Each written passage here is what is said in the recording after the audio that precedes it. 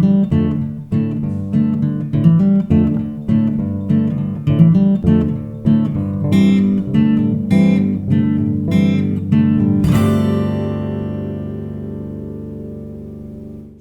Dark Side of the Moon album is considered by many to be Pink Floyd's masterpiece and one of the greatest rock albums of all time. Despite the resounding success, the four members of the band only came to understand that it was really something special when they sat down in the studio to listen to the final mix. To truly understand the greatness of the Dark Side of the Moon, it's important to know the context in which it was born. By the early 70s, Pink Floyd has established their reputation as one of the most innovative and influential bands in the world. Under the creative leadership of Roger Waters and David Gilmour, the group managed to record two good albums of relative success but without any chart-topping singles. The albums Medals from 1971 and Obscured by Clouds from 1972 showed a little of the experimental sonic path that the band wanted to give to its work, especially in the long song Echoes, where they began to feel that they were finding their new identity. During this period, the band was touring and performing too much, causing physical and emotional exhaustion to all band members and their crew.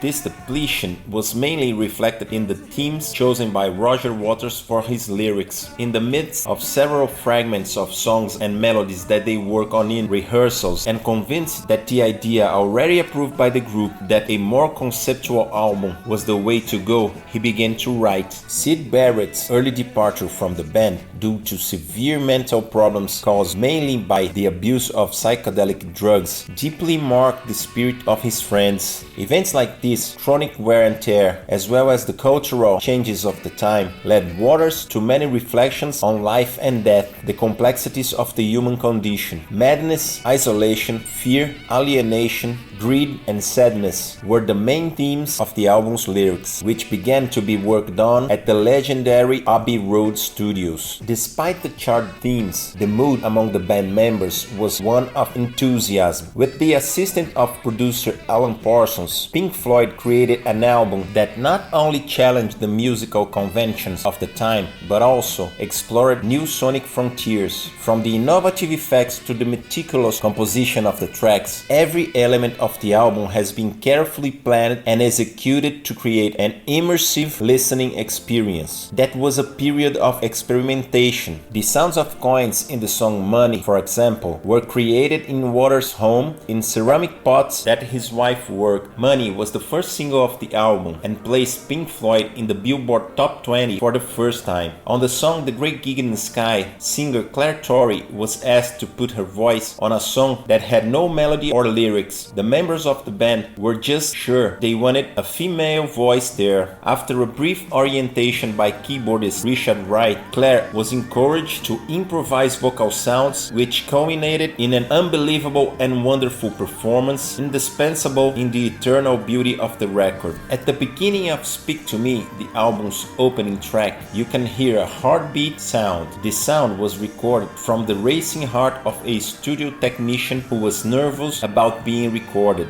During the recording of Brain Damage, a song that explicitly addressed their friend Syd's mental deterioration, the band interviewed random people at Abbey Road Studios and asked them to answer questions such as, "What is the color of your dream?" or "When was the last time you were violent?" Excerpts from these interviews were used in the construction of the song. In the song Time, the band used clock sounds to mark its beginning, and Gilmour's guitar solo is considered one of the most special and memorable in rock history. The production and mixing work of the album was arduous. To achieve the result of sound innovation imposed by the band, technicians and sound engineers had to work for endless hours since there was no digital equipment to facilitate the work. Analog recorders were used and miles of tape were spent to achieve the perfection the group sought. In addition to the impeccable sound quality, the album is known for its cohesiveness, with songs flowing smoothly from one to the next without interruptions. Since its release in 1973, The Dark Side of the Moon has become a cultural phenomenon that has transcended generations. It remained on the Billboard charts for more than 900 consecutive consecutive weeks, a record that still stands today. The iconic album cover, designed by Storm Thorgerson, one of the most recognizable images in pop culture, features a prism refracting light, accurately symbolizing the complexity and depth of the album. The approval of this image as the album cover by the band members happened unanimously and immediately. Nothing could be better. It is estimated that over 45 million copies of the album have been sold worldwide since its release in 1973. The album shows the four musicians at the peak of their form as unparalleled artists. And what about you?